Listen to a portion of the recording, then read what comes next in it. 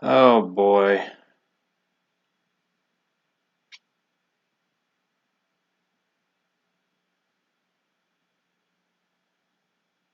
I like how YouTube says I have an excellent connection, yet from what I can tell, it's like a full minute behind me.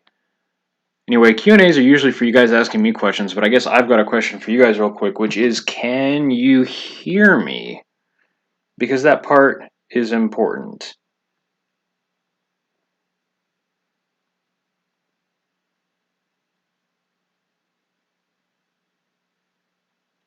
Literally right before I was going to start this stream, I bumped my camera and it disconnected from my computer and absolutely refused to connect again.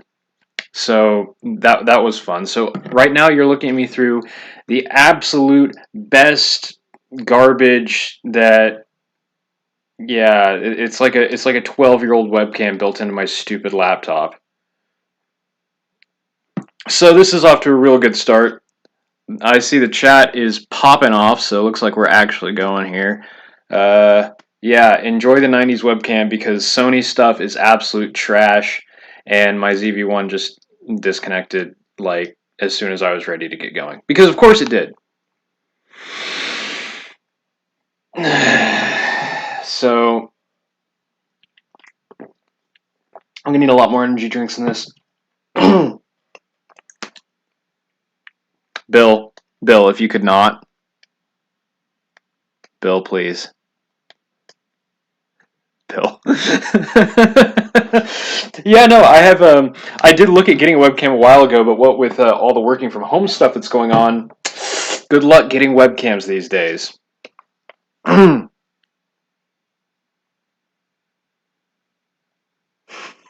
the chat's just roasting Bill. Oh no. All right.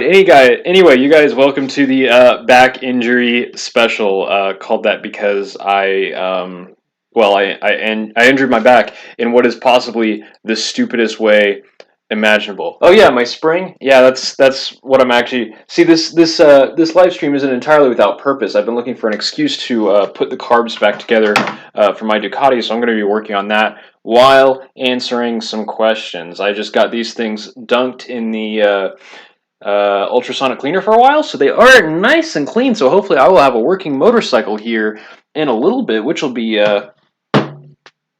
well, it won't change anything because I can't really ride it because my back is all messed up. All right. Yeah, I was at the gas station and I was getting gas before work, and I turned to pick up the tank or the filler, and I just lift the fuel filler off of the pump, and my back decided that it no longer wanted to exist. So that was fun. That was real fun. That led to a weekend in bed, and it still hurts a bit. So we're dealing with that now. Been doing some explorative operations on it. Ultrasonic wiener. Did I say ultrasonic wiener? Because that would be hilarious. Anyway, before we get into any of that too much, I just wanted to go over here to Instagram. Let's see if this works. Come on, OBS, do your thing. All right, there we go. Instagram. And Tyler's latest post. So a little while ago, Tyler hit me up and he sent me the original Sir Mix-a-Lot album cover for this. And he was like, "Hey, you think we can recreate this?" I was like, "Yeah, sure, we can do that. That sounds like fun. Let me know when." And so we did. And I was laying on the ground, took this picture of him with his car, and bruh, Sir Mix-a-Lot himself approves of this. That's insane. The man of impeccable taste, the man who loves, big butts and whatnot. What's it he says? He's saying at the end of Big Butts, Brooklyn waist with the Oakland booty. Heck yes. And I love the way this turned out too. I kind of crunched the blacks a little bit, and I had to do a ton of photoshopping to get this white background and got it looking all era appropriate and did the text and stuff. That was a lot of fun to make, and I had a really good time with that. And of course, it's always fun hanging out with Tyler. We we had his birthday celebration. Elliot says, God, you love OBS. Yes, I do, because I am a huge nerd, and OBS is good, nerdy fun, because I can do fun stuff like switch around to different cameras. Blew out a disc putting your kid to bed. Yeah, I feel that. Mine's actually from something I can't talk about yet because of lawyers, but yeah, needless to say, I've got a couple of disc issues. And the first time I actually blew it out like that was just reaching up to shut my light. Was reaching up to close my trunk. I just lifted my hands above my head and it went pop, and I was like, "Well, guess I'm in bed for the rest of the week." Who's richer, you or Hoovy? Well, I live in a shack. Tyler lives in a shack with a big garage attached.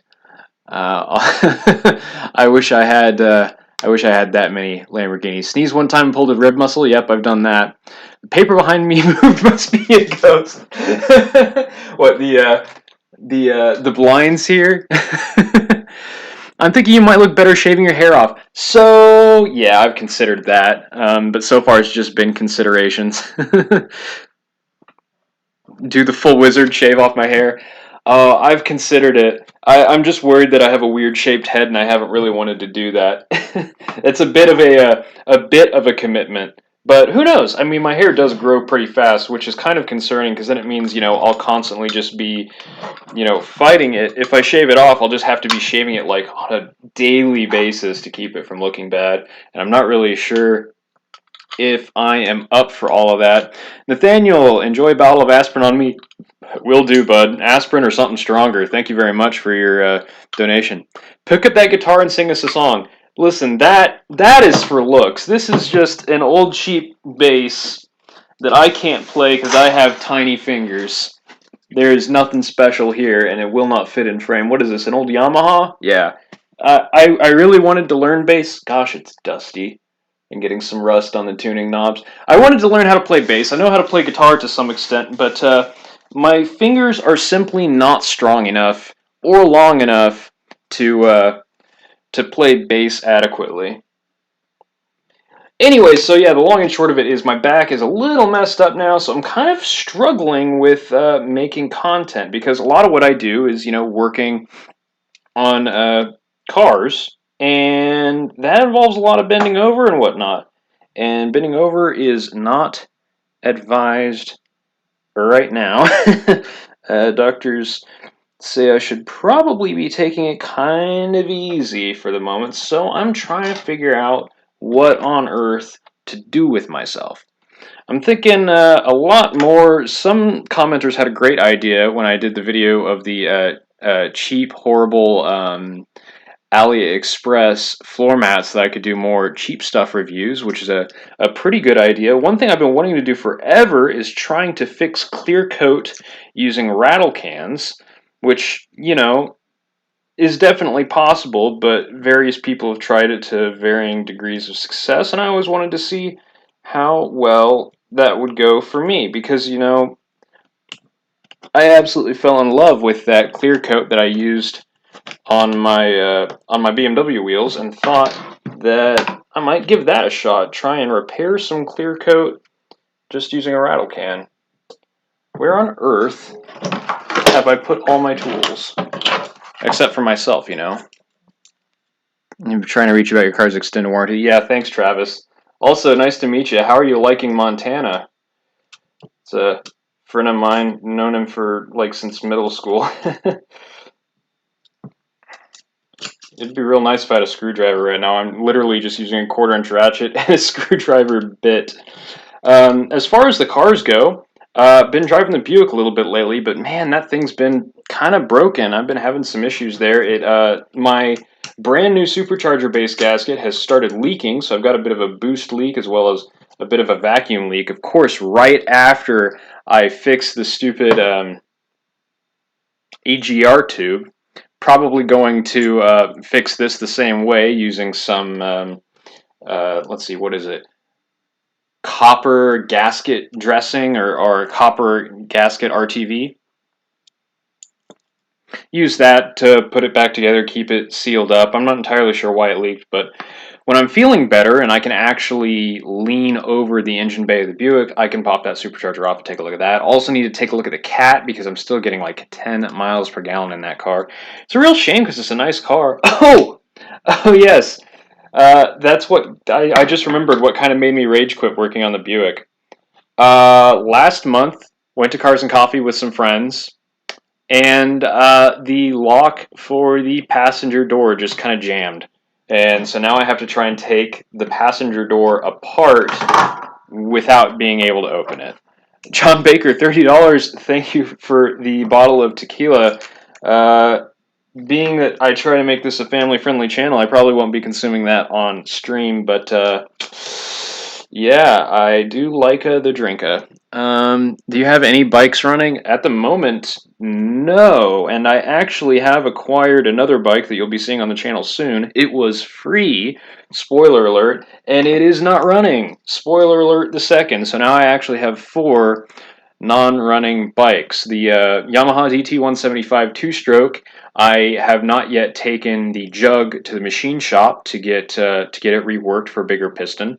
That's just because of the cylinder scoring and the rings are shot, and it just needs.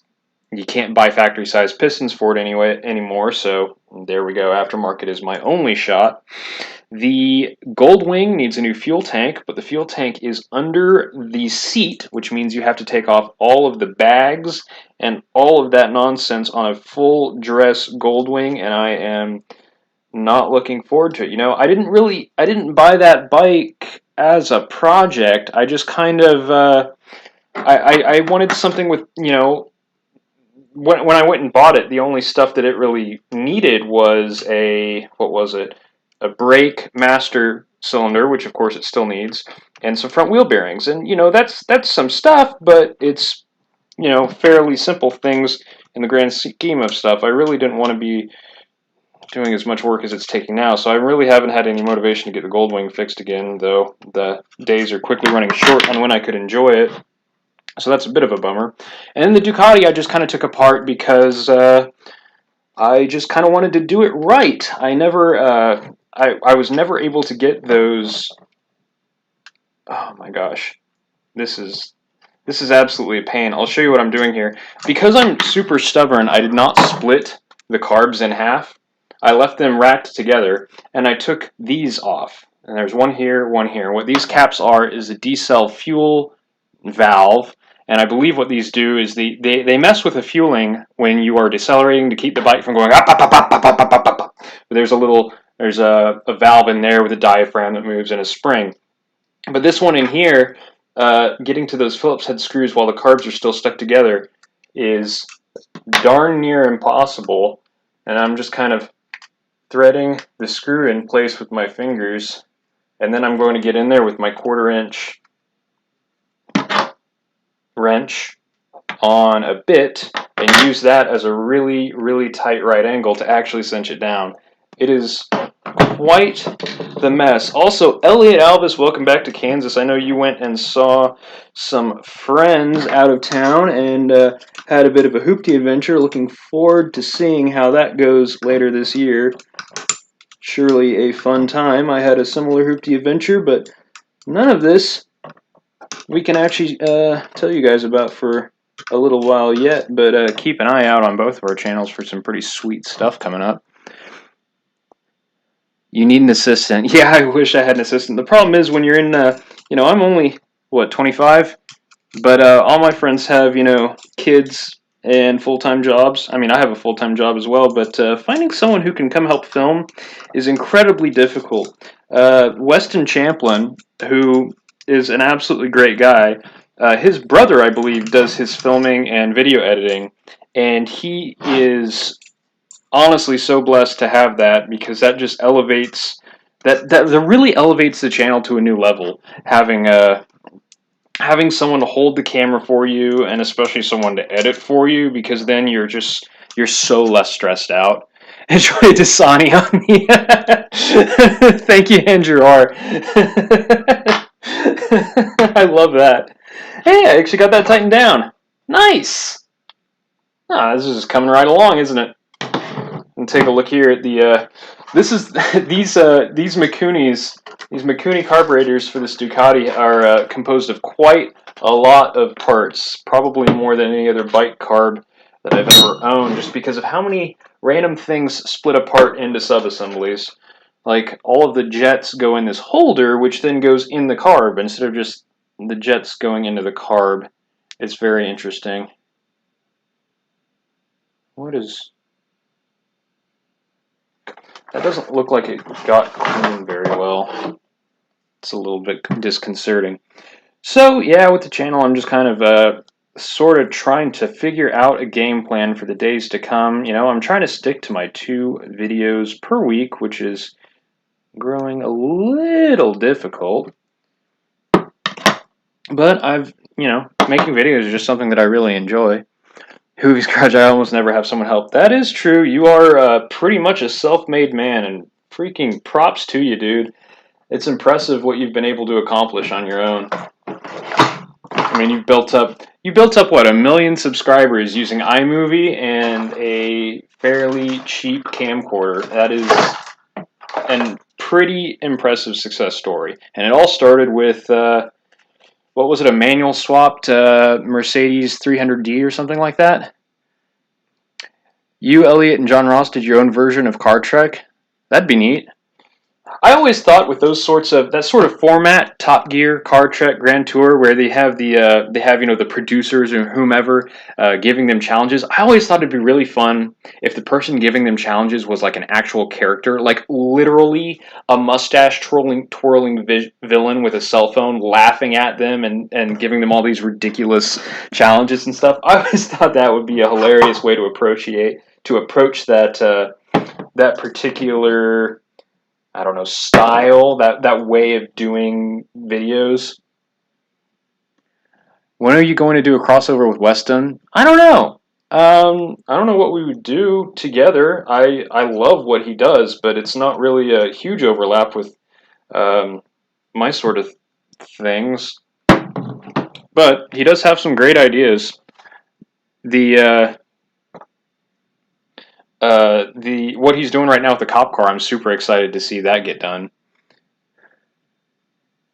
You ever wanted to do collabs with out-of-state YouTubers? Someone I'd really love to collab with that's out of state is Aging Wheels. I love his videos. They have such an honesty to them, and I love all of his weird, all of his neat electric cars and stuff that he does. The Trabant was when he disassembled the Trabant engine, I think that was one of his first videos I saw. Either that or when he destroyed I want to say it was a Lancer or some cheap car in a field. That was a lot of fun, and I've always liked his videos, and they've been getting consistently better, and he's he's a lot of fun. And of course I'd love to do something with Rich Rebuilds, especially since I've got my hybrid Honda Insight, but Rich doesn't really seem like he does collabs all that much, but it'd be real neat to see Aging Wheels and Rich do a collab. That'd be sweet. Jake needs some Filipino chiropractor action. Chiropractor would be nice. Down payment for Cars and Bits photos. Thank you, Tyler. I will come get that Prowler as soon as you have it ready for me. And yeah, I'll probably make a video with the Prowler because I used to have a model of one of those. And of course, it was that same purple because that was really the Chrysler color. That was kind of their special thing. There was some other cars they had that color as well, if I remember correctly. But my grandfather on my mom's side was really big into the hot rod scene, and I remember he lost his mind when the Prowler came out because it was just such a cool, wild recreation of 30s and 40s era hot rods. Boy, I don't know why that word left my head. If it wasn't 6969. Jake is in love with the sound of his voice. Well, I can't say it's just me because there's 109 of you on the stream right now that are apparently in love with the sound of my voice too. Click. Oh, that's so satisfying. Just grab my Oh no, I don't remember how it goes back together. Oh boy. I think it's this part. Wish me luck. No, it's not that part. It's that part and this part. I think. This can only go well. What's going on?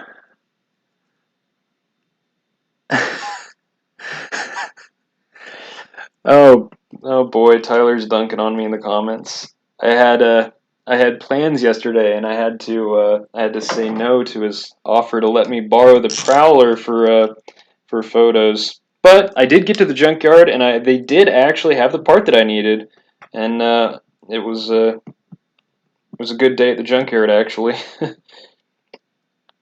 I need to get that sent off today so that I can get it rebuilt, and unfortunately, I can't even talk about it yet. That's unfortunate. Jake wasn't even out of diapers yet when the Prowler came out.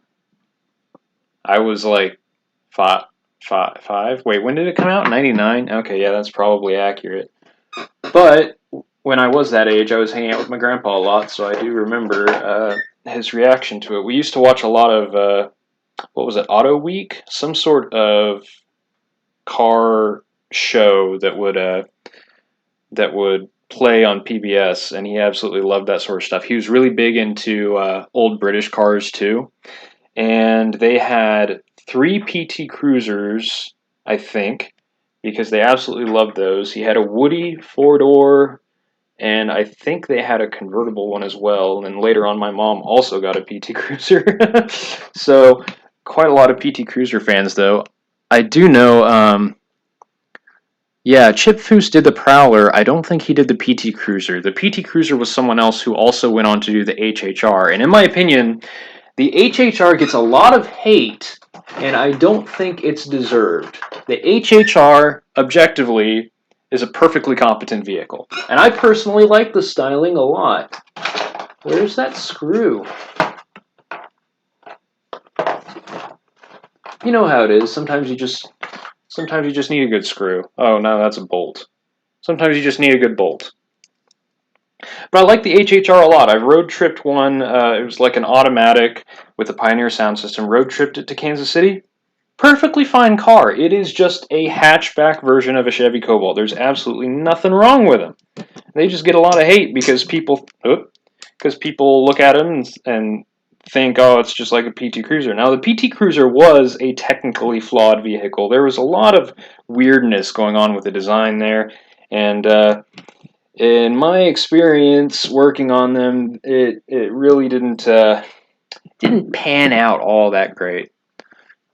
1997. Okay, so I was 1 year old when the Prowler came out. Oh my gosh. Yeah, I was born in 96. I am a child, especially compared to all the rest of these guys. Not that you guys are old, you're just adults, and I'm like barely an adult. Physically. Mentally, gosh, I'm like 13. Oh, come on. Come on. Come on, you can do it. Hey, there we go. Needle is installed in the slide. There we go. HHR is hideous. Oh, come on, Bill.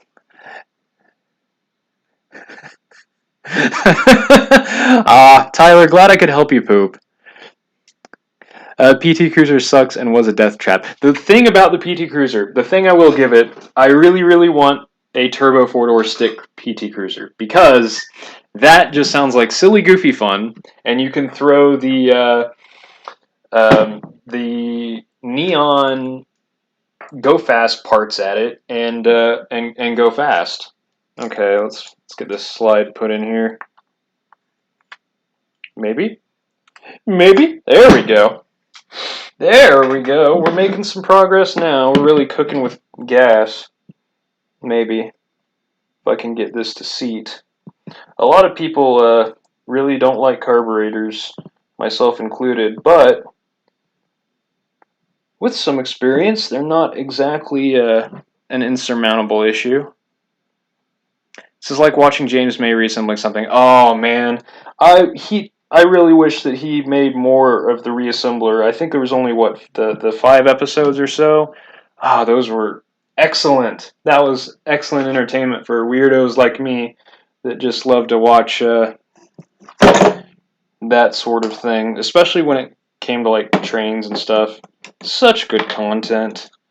And of course, James May's voice is just fantastic. I could listen to him talk about almost anything. Come on. All right, are we good? We are not good. The problem... That went well. The problem... SRT Neon was such a cool, odd car. Yes, they were. That was a really neat era. The early 2000s were a really cool time for domestic vehicles because there was a lot of money being flung around and not a lot of like sense. You know, General Motors especially was just putting the SS badge on absolutely everything, whether it made sense or not. And so you got stuff like, you got the HHR SS, which was just a Cobalt SS, and heck, you've got the Cobalt SS, which was like, hey, what if we made a second-gen Chevy Cavalier and then also made it fast? Because why not? Why wouldn't you? Fast Cavalier sounds like a great plan. And then there was weird stuff like the Chevy Malibu Max SS. Or was there a Max SS? There was a Malibu SS. And then there was the Solstice GXP and just so much weird stuff in that time period. And then they were throwing front-wheel drive LS4s in cars, North Stars in absolutely everything. It was a bonkers period. And I started getting into cars around 2005 during kind of the zenith of that period. Zenith or apex? I'm not sure what you call it. Come on. You can do it. Wow, I wish I had my actual screwdriver here instead of using this garbage, but...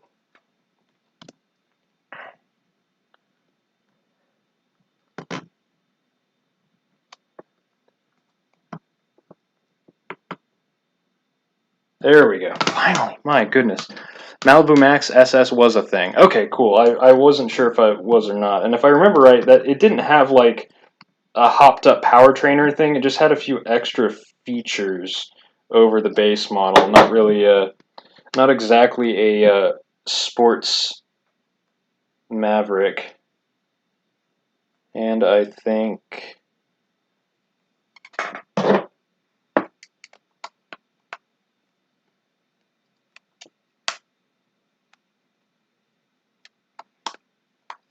I got it.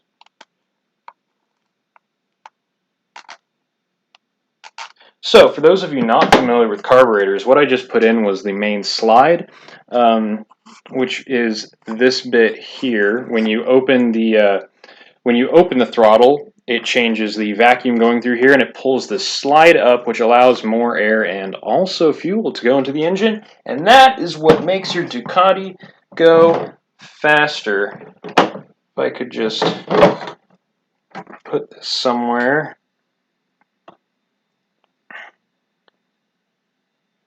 Alright, let's see here. Have you seen Hoovy's Garage Cadillac Escalade? The blue one? I loved that thing. Fast Cavalier before my time, the Z24. Oh man, I love those early 90s Z24s. Those are really cool looking cars. There was a really clean convertible one for sale locally that I was a huge fan of. Don't remind anyone of the G6 GXP. The whale tail! That is the ugliest vehicle that GM ever made, I swear. And interestingly, if I remember correctly, those had a hardtop, a power hardtop option that was a Mercedes mechanism. And the problem with them is that, and most Mercedes power hardtops have this issue, the adjustments are a huge pain, and the GM dealerships weren't really they weren't really set up to deal with that kind of stuff, you know. So like the power hardtop on my Miata has a bunch of stuff to mitigate, you know, leaks, even if it's slightly misadjusted. The Mercedes and that G6 did not. They just had to be adjusted right, and to do it, you'd have to adjust the front relative to the header panel, and the next panel relative to that panel, and then go back, and then you'd have to go and check it. And it was like something like 6 book hours to adjust a leaking hardtop. So if one of those leaked, it was pretty much totaled. And also they had the absolute ugliest wing ever put on a car. What's your opinion on an E87 1 Series? I'd love to find one with a stick. Those are really neat, especially after watching M587. I can never remember the numbers. Restorations. The guy with the Project Cologne and whatnot. Absolutely amazing channel. Love watching his stuff. But that no, that wasn't a one. E87 1 Series. No, that's like what Tyler has. I was thinking of a 8 Series. I was thinking of his 8 Series. I love the 1 Series. That's one of the cars I've considered to eventually replace my BMW if I ever do, like a 128, just because they're real reliable. But Ninja tells me that I really just want the 135 and just knuckle up and do the work. You know, I love those cars, though. I drove Tyler's briefly, and it was fantastic, and definitely completely sold me on the car. It's like the most modern interpretation of the E30. Thank you, Vic, for the $5. Malibu Max SS had a 3.9 that had 240, so that was the high feature V6, I think. Jake needs a Manscaped sponsorship. Yeah, the GXP was not a convertible. There was the regular G6 hardtop convertible. I probably did a really bad job explaining that. And yeah, it was three separate panes that stacked up as it retracted. That is what I remember, and it was really bad at not leaking. M539. There we go. 539. Oh, M5E39. I never got that that's where his name came from. I absolutely love his E46 Touring, though. One of my dream builds would be to put an S54 inside an E46 Touring like that and have an E46 M3 wagon, because that would just be the best. I sure do love those long roofs. I used to have a Lexus Sport Cross, and that was a car. Mine in particular wasn't a super amazing example of one, and I really wish you could have gotten them with a factory manual, but it was definitely a car. Oh, hey. This is starting to get some weather cracking around the seal, so that's not great. I think it'll still seal, though. But it is looking like it's not aging gracefully. That isn't good. Especially because those diaphragms are super expensive. Wonderful. Well, hopefully this bike runs a little bit better when I'm done with all this.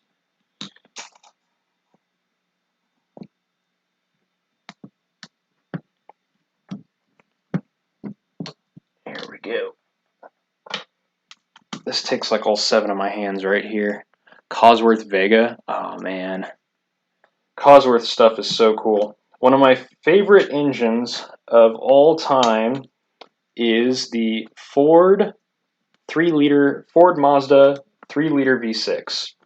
And a big part of why I love that engine so much is because of the history of it.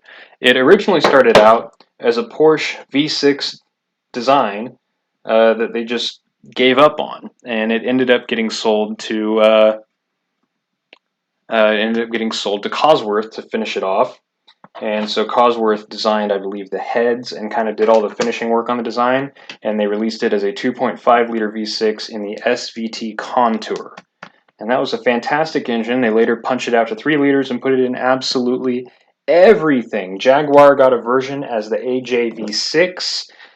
Ford got a version as the Duratec 3-liter V6. And then Mazda got a version as a 3-liter V6. I believe the difference between those was all the way that they handled the variable valve timing. Otherwise, it's the same block and stuff. And you can actually trace the lineage of that engine to the current Gen 3.5 EcoBoost, though it has changed so much that it has hardly anything in common these days. But they're super cool engines. I had a Mazda 6 with one with a stick. It sucked to work on in that particular car just because there was not enough room in the engine bay for that much engine.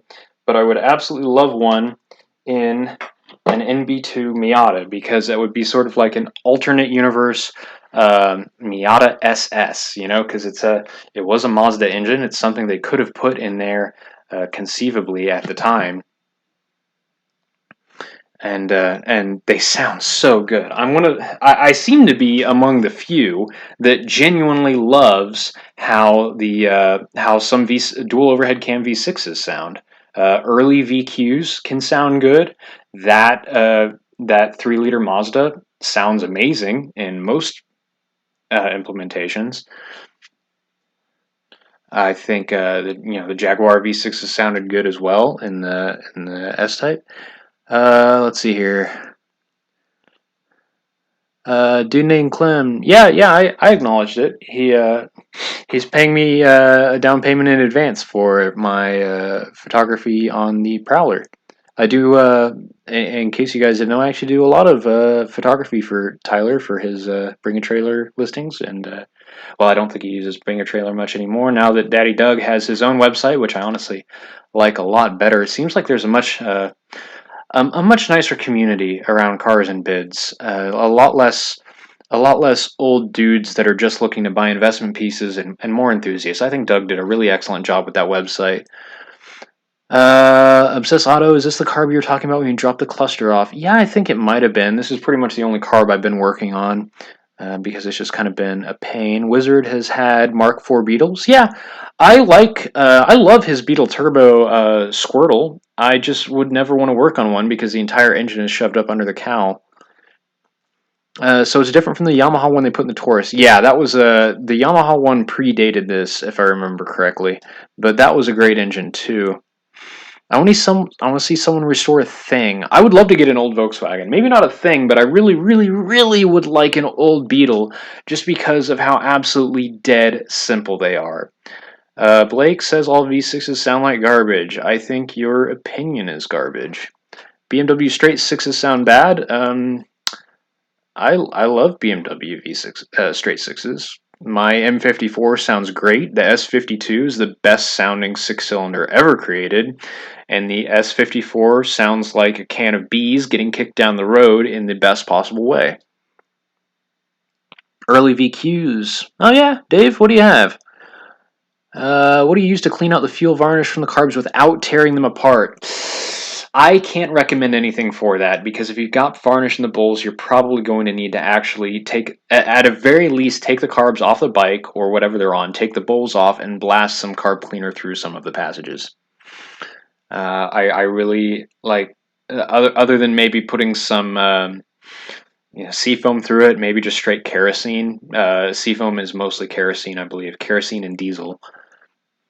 Bring a trailer. Elliot says, "Bring a trailer is full of guys in the comments who just want to prove how much they know but aren't interested in buying the car." Yeah, and we saw this with our friend Tyler Potter's RX-7. I did the photography for that as well, but it went on, and it was just people trying to flex how much of an encyclopedia they are. All they wanted to do was be like, "Oh, well, have you done this? Well, have you done that? Oh, I want to see a compression test." And it's like, dude, all these people asked for a compression test, and then nobody actually none of the people asking bid, ever. None of the people asking for the compression test ended up bidding on the car. It was ridiculous.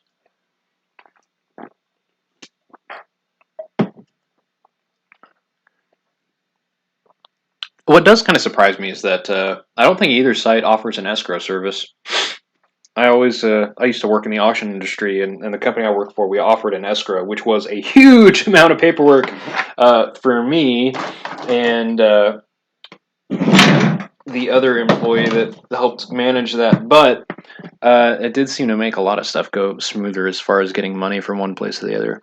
2004 350Z, bought before lockdown, now on the road. Nice. I like I love the 350Z hardtop. Very cool looking car. Would not mind owning one, but I'm a little bit put off by the apparent oil consumption lottery with those. It's a little bit unfortunate. There we go.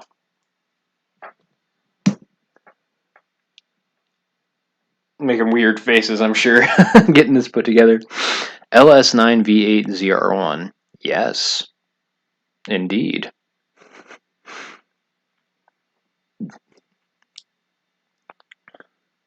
Chevrolet almost made a Chevy Tahoe SS in 2001. I don't know what they would have actually done to make a Tahoe SS. I guess they would have put the 8.1 in it. I mean, you could get that as the Yukon Denali. You could get the 8.1 in the Suburban. I don't know if there was a short wheelbase one. Let me know who's pooping in the comments. Well, Tyler was.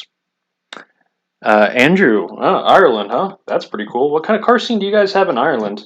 Um, I'm genuinely curious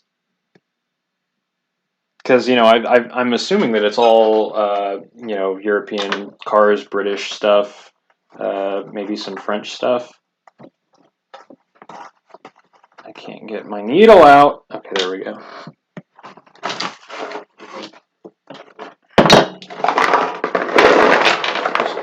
Dump all my parts everywhere.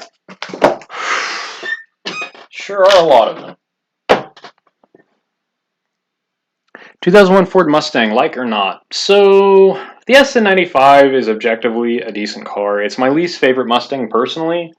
The two valve, the two valve's kind of weak. The styling's kind of whatever. But, like I said, I can't ignore that they are objectively perfectly fine cars and a lot of fun. If I was to get an SN95, I would get the old 5-liter ones just because I vastly prefer the way that those engines sound.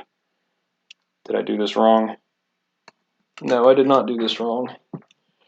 And these carbs have these whole float assemblies where the needle seat and the floats and the needle are all a complete subassembly that just snaps into the carb. That snapped in a little bit easy. That's concerning.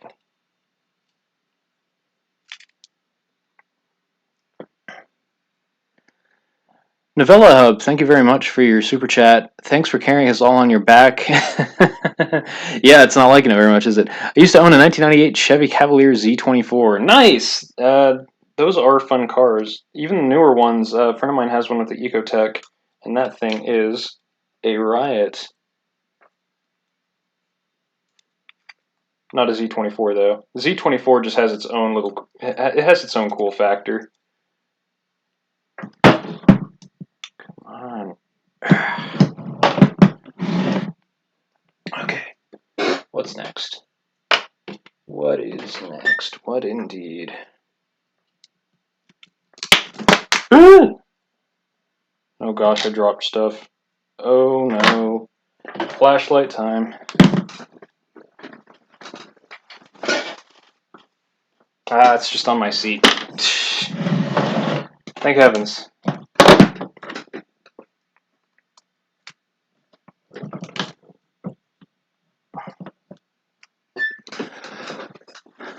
Drizzle Kid, thank you very much for your super chat. Hippos. Yes, hippos.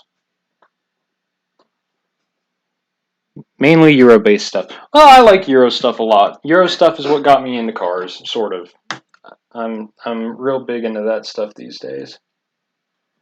That's why I like. That's why I got into Miatas. Actually, is because a Miata is the closest that you could get to an old Euro car without, well, the reliability.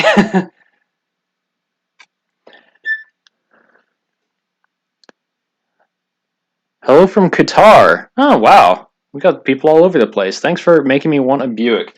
Yeah, Buick is such a good daily. I don't suggest getting one with quite as many miles as mine because that has been a bit of an adventure, but definitely pick one up if you can. They're all over the place and they are usually cheap. And cheap and available is how I like my women. I mean, my cars. I'm married.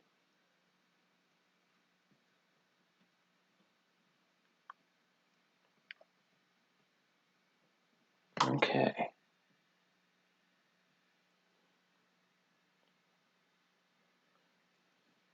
That's pretty much everything assembled here now, other than putting the bowls on, but I don't have the tools for that, so I guess we're done with the carburetors. Escort Cosworth, yeah. Isn't insurance absolutely ridiculous on those, though? Kevin, your son loved your Buick Park Avenue videos. He has a 2002 Park Avenue. Very cool. So that would be the facelift, which does not have the serpentine belt that goes through the motor mount. That is a big pain. I actually have to deal with one of those here soon. I need to go work on my cousin's car, which has a water pump failure. I think it's stuck down in Oklahoma City, so that might be an upcoming video as soon as my back is good enough to go make the trip down there and do that. Have I ever considered boating? Well, I don't have a truck or lakefront property, so not really. I do really enjoy jet skis, though. This is why old-time repair dudes wore aprons, to catch small parts that fell into their laps. That's actually a good plan. 100% apron coming soon. My Buick got roasted on Dutch television. Mine specifically, or like that actual model? Because yes, so the Buick Park Avenue Ultra did actually come over to Europe. Let me see if I can find a picture. Let's see here. They did import them. I'm not sure if they were right-hand drive converted or not. But they did bring them over, and it got absolutely terrible reviews, of course, because it was an American car in Europe. Okay, here we go. Oh, it was the previous generation that was brought over. But take a look. There we go. Take a look at those taillights. Euro spec Park Avenue taillights. That is amazing. Someone get Jason Torchinsky in the chat. He would love this. Actually, I should probably email him. And look at that, it's got the rear fogs as well. But yes, I'm sure that the European market did not react positively to the absolutely massive American boat. I remember when Top Gear did the Chrysler 300, they absolutely hated it as well. I think Clarkson drove that. I don't think they've had LeSabre or Park Avenue on Top Gear, except for in the American special, the first one when they came to Alabama. They were looking at used cars, and Hammond pointed at a LeSabre and said, "What about that?" And Clarkson was like, "Oh God, no." South Park made a funny episode about the Prius. Yeah, that sounds about right. Water pumps should be electric and mounted on the firewall. I don't know. I can see some issues with that. That's a lot of additional connections and potential leak points. I'm not entirely sure that's the best of ideas. I hear enough issues. You know, if you have a Motor Trend subscription, you might have seen Hot Rod Garage and Lucky Costa and them have had quite a few problems with, or Freiberger as well, have had issues with electric water pumps on small block Chevys. Most of Europe drives on the same side of the road as us. Yeah, the EU is a little strange for that, isn't it? A single jet ski would pull behind the Buick well. Oh, a single jet ski would pull behind the Mazda, my Miata, probably. I have considered putting a hitch on the Miata for a small travel trailer or something like that. Haul a single motorcycle, maybe. I'm sure you could do that fairly safely. You wouldn't want to, hit the Tug or anything, but I'm sure it could be done. I've seen quite a few. There's quite a few people even with the Insights that have pulled small travel trailers and campers behind them, and that sounds like all kinds of fun. I'm really excited to get mine going again. I have still been working on refurbishing the battery pack for the Insight. This one has some shmoo all over it. That's kind of disgusting. This stick actually started venting when I was charging it. It was just sitting here and it would go psh, psh, and I was like, oh no! So I unplugged it, and this one is bad. This was a stick number 13, as I've labeled them. I think I have 4 sticks left to go on that pack. My battery charger itself is currently off and getting rebuilt, so hopefully I'll have that back soon and I'll be able to recharge my spare battery pack. How many steps away are you from having the Ducati ready? It's been way too long since you've had a rideable bike. Yeah, Blake, I know. We really need to go riding. I've been missing it big time with this really nice weather we've been having lately, by which I mean 90 degrees. But I really won't know until I get these carbs back on the bike. Now that I can actually tune them properly, hopefully it'll be running better than it ever has, and I'll be able to get back out on the road. But I don't know, maybe I should just go steal one of John Ross's bikes so I can get out on 2 wheels. He is selling that KTM Duke 690. Maybe I should just Get a loan and buy that thing. Would you recommend buying a high mileage hybrid? Here's the thing. It is possible to fix high mileage hybrids.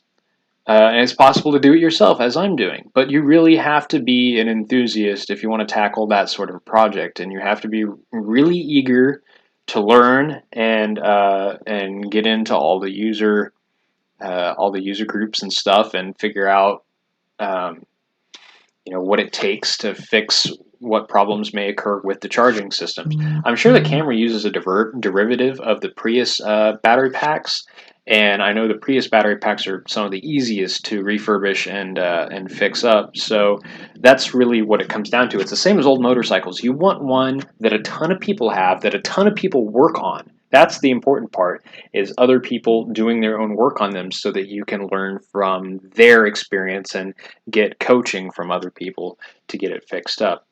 Um, but honestly, it's a Camry. It's probably fine. Have you considered a Honda CRZ?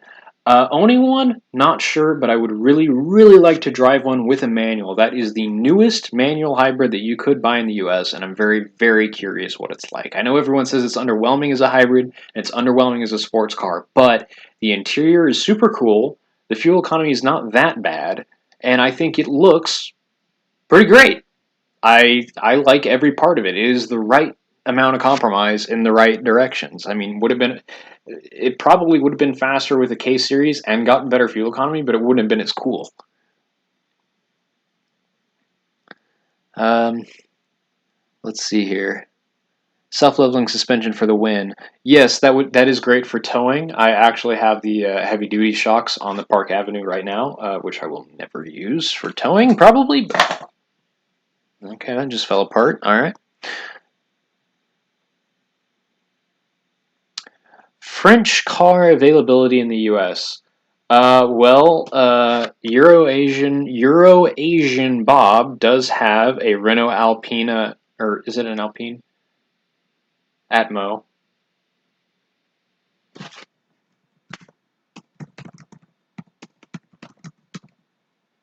Alpine GTA Atmo. That's it, yes. Um, he has one of those, but he imported it. I don't think many French cars were actually sold here first party, but I have ridden that Atmo, and it is a pretty special feeling car and shockingly modern to drive. Volt battery packs, lots of aftermarket on those. I think those are lithium based instead of this older nickel metal hydrate. So I think they're actually a bit easier to um, work on, but I haven't been super involved in that. John Ross had 100,000 miles on his, and it didn't even really begin to have hybrid issues. Of course, his range was down to like 30 miles from the 40 that it had originally in all electric mode, which is fairly normal wear and tear, but it hadn't started throwing any errors or anything like that. Elliot, would you ever eat a hot dog right out of the package? Yes, I would, and I have. They are pre-cooked, yes, and I am lazy.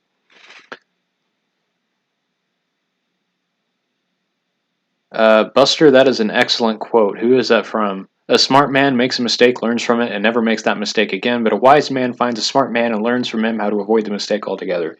I am neither of those. I just take my battery pack apart and ruin it with no idea what I'm doing. But it's entertaining. Considering buying a 1999 Ford Explorer XLT 4x4, thoughts? Yes, I have a lot of them because I drive a Ford Explorer every day for work. It is a 2003, it is a two-door, it is two-wheel drive, and it has a V6 automatic. It is a car. It is a car. Personally, I would love to have one. I think literally any spec other than that one would be a lot of fun, but I mean, I'm sure that's why my boss got them, because nobody wants a two-wheel drive, two-door automatic V6, but they seem to be pretty okay cars, frankly. How's the NC? My wife's daily driving it while the inside is down, and I made a mistake and forgot to put the summer tire, or put the all-season tires on it, so my racing tires are pretty much bald from her dailying on it, which is a pain. Why are so many car YouTubers from Kansas? because there's nothing else to do here. I have a Peugeot 306 convertible on my channel. Oh, that's cool. Obsessed Auto, come grab the Buick whenever you want, dude. Actually, I would like to fix that vacuum leak first, and I need to find someone with a frame machine so that I can try and straighten the part of the unibody that's bent up that's causing the fenders to bow out before actually having it detailed and doing ceramic coating on it. Have you ever seen a female at JR's garage? Yes.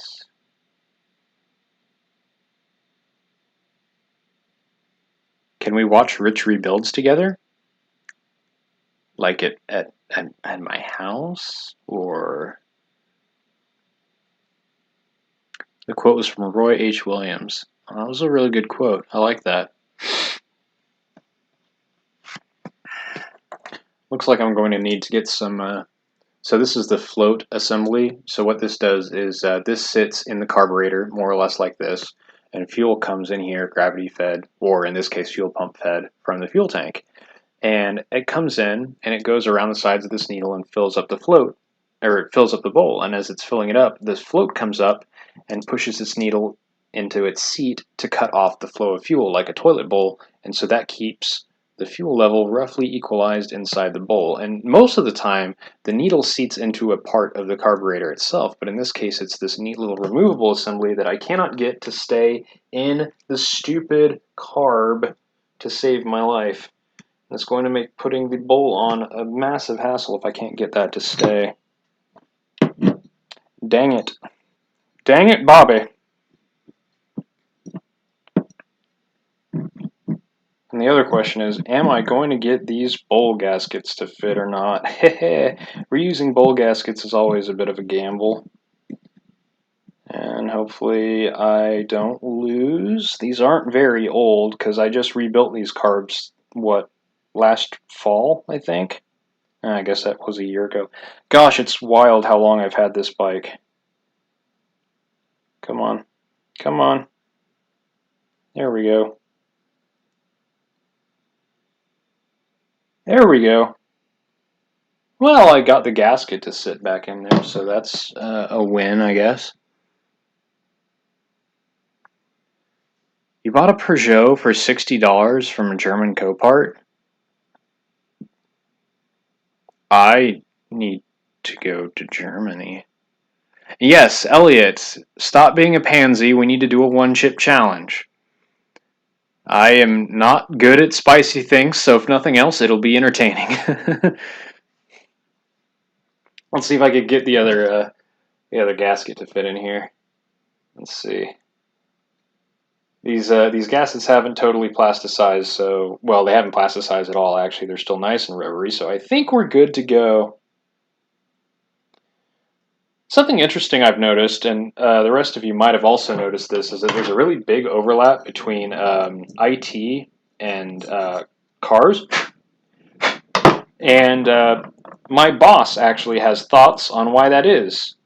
And it's because a good mechanic, one that isn't just like, a parts installer, someone who actually knows how to diagnose a car and test various aspects and figure out what's going on and just have a bit of a intuition about what's going wrong with a car and what the possible causes could be.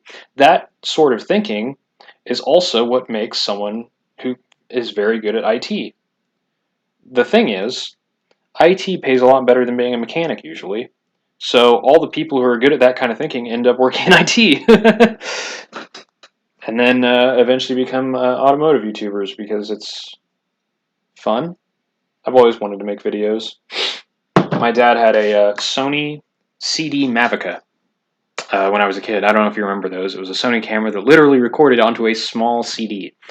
And before that, there was the regular Mavica, which recorded on floppy disks. But it could record 15-second videos at a time, and I used to just make little videos using Lego minifigures on that camera, and I absolutely loved it, and I always wanted to make films.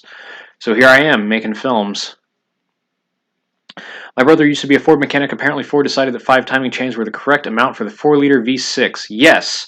So, here's the reason for that. Because I had a 2005 V6 Mustang, convertible, automatic, literally the worst S197 Mustang you could get. But I love that body style so much, and that's what I could afford. So the reason for all the timing chains is because the 4-liter, I believe that was the Cologne V6. Yeah, the Cologne V6 was originally designed as an overhead valve engine, so it would have the cam in the block, and it would have push rods actuating the valves. When the Mustang came out, and when they wanted a hotter version for the Explorer and the Explorer Sport Track, Ford engineers said, "Hey, we really need to have overhead cams." My phone. They said we really need to have overhead cams, but they didn't want to completely redesign the block or anything like that. So what they did was they would have a chain going from the crank to a jack shaft where the camshaft used to be in the cam and block engine. And then from that jack shaft, there'd be another chain on the front of the engine going to the driver's side bank of cylinders, I believe. But then they did not want to make 2 head castings. And I guess the intake and exhaust ports are symmetrical because apparently they literally just flipped the same head around, put it on the other side, and ran a chain from the jack shaft on the back of the engine to that head. And so you ended up with a whole bunch of timing chains, and they all have hydraulic tensioners, and the tensioners go bad, and then it skips timing. You just have all kinds of issues. Eventually, your engine sounds like a tin can full of BBs, and you're just having a bad time because it's engine out to fix that, and it's always on the cheapest models, and they're just not worth fixing.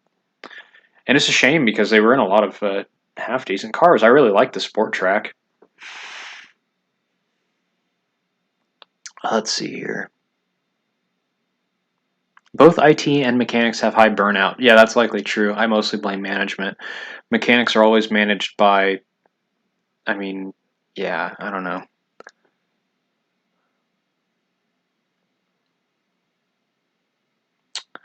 I still have an external zip drive. That's fun. I think I have one of those sitting around somewhere too. Hyde used to play bass. That's cool. I used to play, well, I still do, but I used to as well, just play regular guitar. Mostly Celtic music.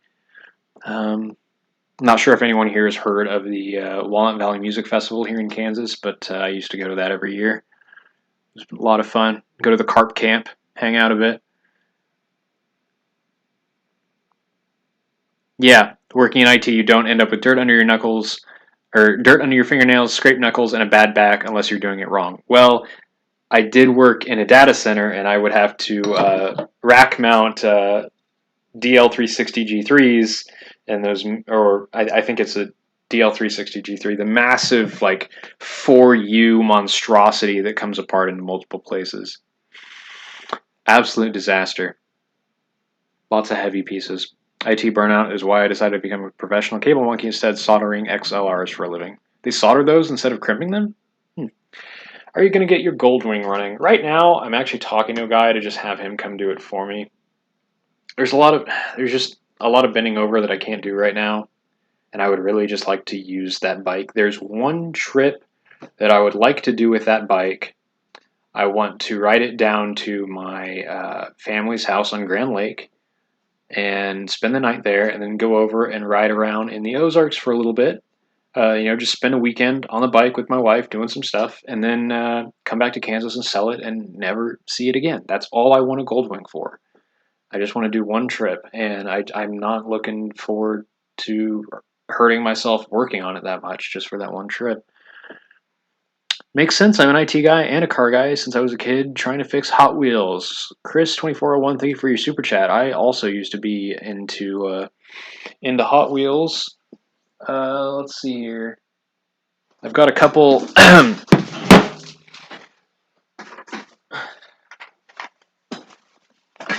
course, I've got a couple of Hot Wheels Miatas over here. Old ones from the let's see, this was from Sugar Rush and the Extreme Speed series. A couple of NAs. Blue one with a wakeboarding motif and a Reese's car. And let's see, what are these? Like early 2000s, I think. Something like that. I used to be real big into Hot Wheels. Just curious if Keeps has approached you as a sponsor for your channel? No, I don't get approached for sponsorships all that often. Why is Hoovie the only tall YouTuber in Wichita? Because the rest of us work on our cars, and being tall and working on cars doesn't really work out all that well usually.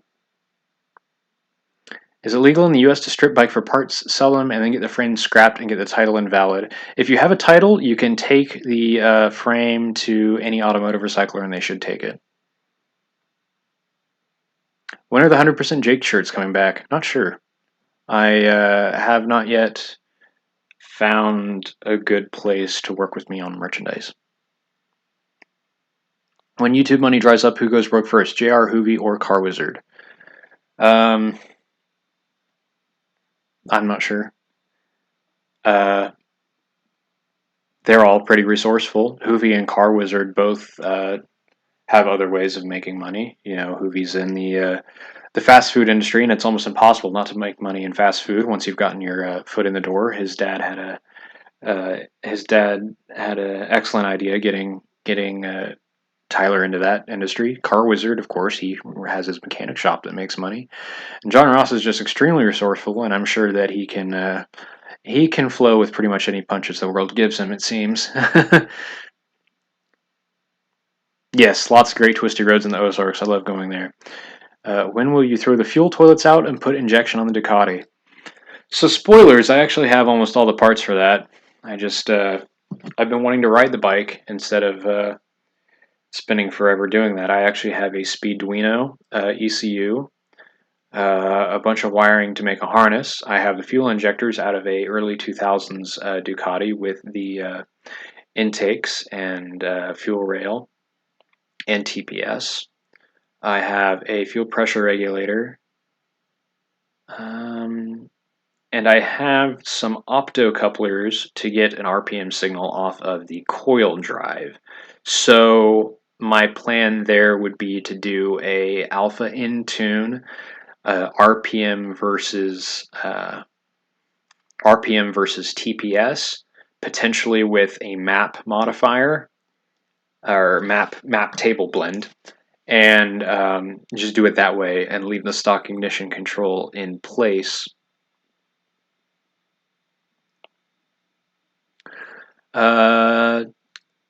So that's kind of the plan there, but that's probably going to be this fall. Maybe I still need to get a fuel pump and build a jumper harness for the pump, and I need to get an enclosure for the ECU and find some sort of connector that's appropriate to connect the ECU to the harness itself.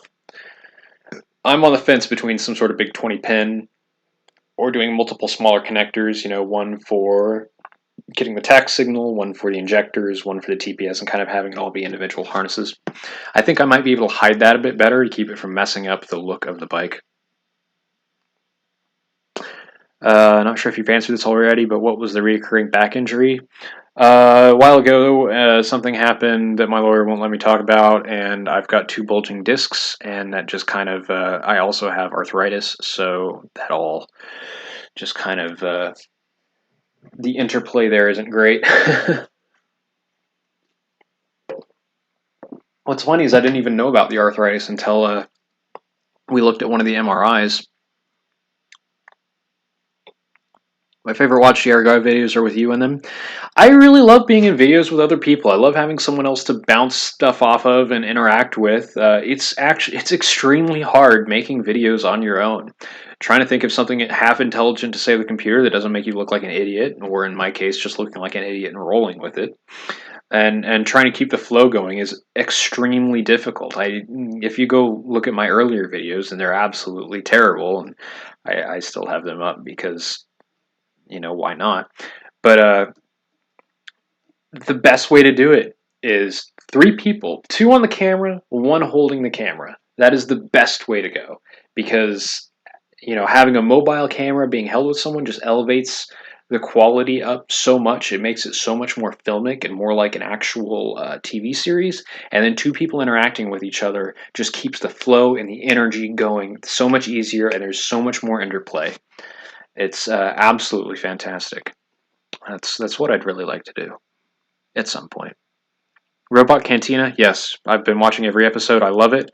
He's doing the exact thing that I'd like to do, except he's using a cam trigger for his ignition control. I'd love to pick that guy's brain sometime. He seems like a really cool dude.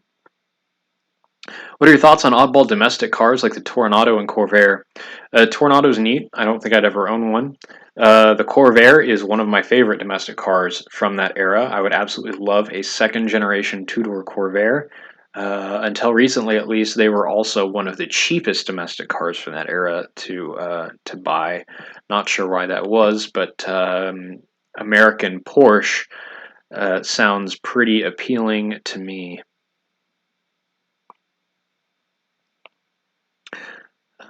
Let's see.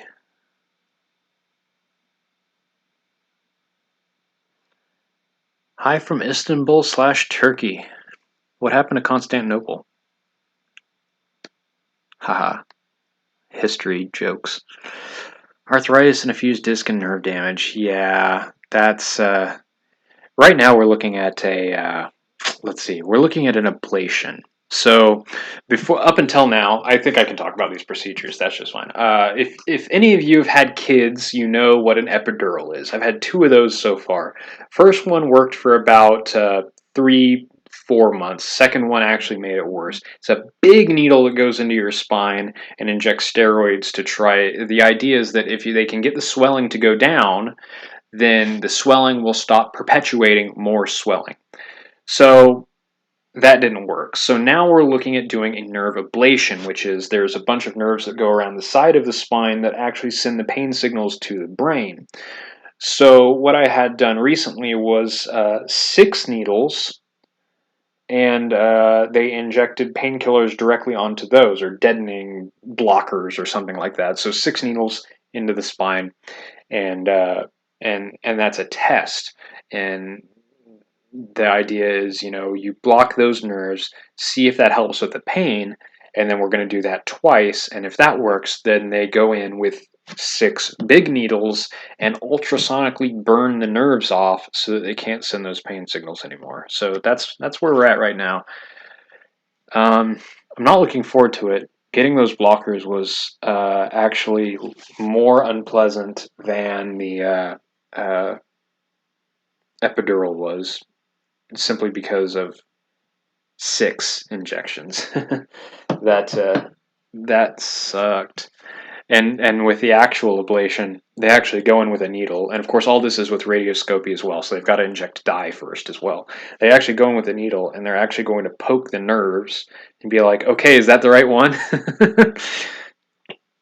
So it's a pretty bad time. It has me legitimately worried about about my ability to keep working on cars to the extent that I do. Bikes are a lot easier, but the internet doesn't appear to like bike content quite as much.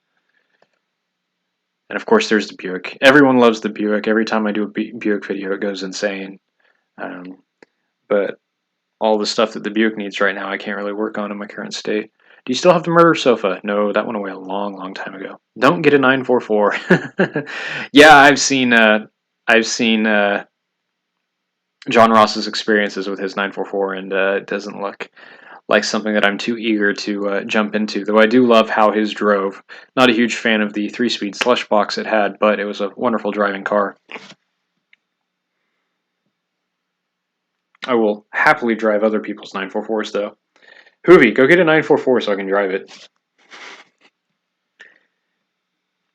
With all the other YouTubers in your area, just curious if you were friends or acquaintances and hung out beforehand. I'm kind of the odd man out there. John Ross and Hoovy, I believe, knew each other before YouTube. John Ross was kind of he's just sort of friends with everybody. We were all I joined a car group that everyone else was in. Back then, I was occasionally making the odd video for myself, but never really had a channel. But Hoovy took off, and then when John Ross really started to take off, I started thinking, hey, this is actually something that I could do.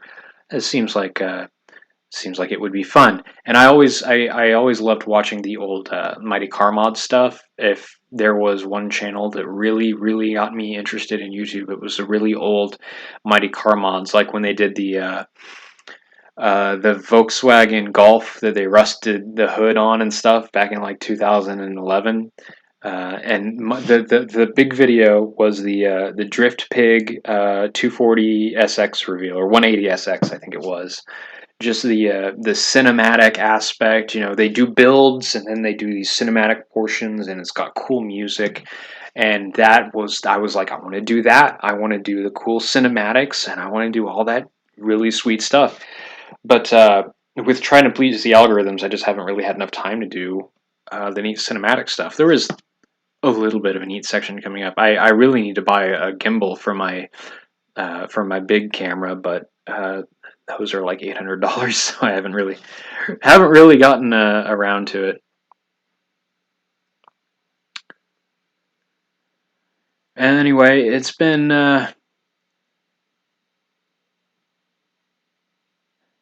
excellent photography work. Thank you. Check out my Instagram at 100%Jake. I post photography stuff there fairly regularly. And also, I'm starting to be active on Twitter again as well, same handle. So those are probably the two social medias to follow if you want to keep up with me more than my YouTube videography. You know a guy named George Purple Dakota RT with a shaker hood? No, but I want to because that sounds awesome. You're way better than Tyler and JR. He lost me when he did the stupid Lambo big money stuff. Now, that's just kind of seeing what you want to see. John Ross still does cheap car stuff quite frequently, and Tyler, you know, last year Tyler started doing the Hoopty Rescue missions, and he's been doing plenty of cheap car stuff as well. I mean, he just recently did that Dirt Cheap 6 series and whatnot. It's just when the opportunity for a really nice car pops up and John Ross or Tyler has the means for it, they just kind of, you can't blame them for following their dreams and getting something that really appeals to them. It's like Doug DeMuro with his Ford GT. Uh, you know, he wanted to do something for himself.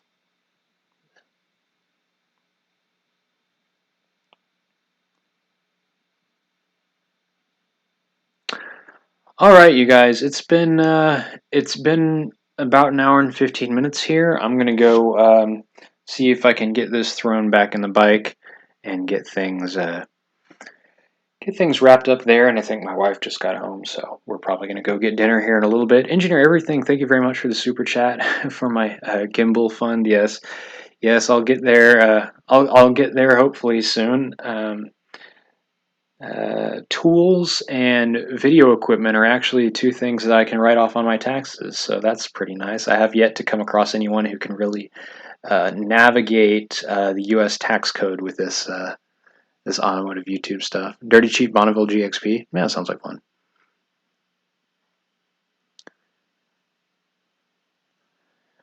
All right, everyone. You all have a good one, and I will talk to you all later. Check out, I've got a video in the works for Tuesday, so be sure to check that out. Thanks for watching.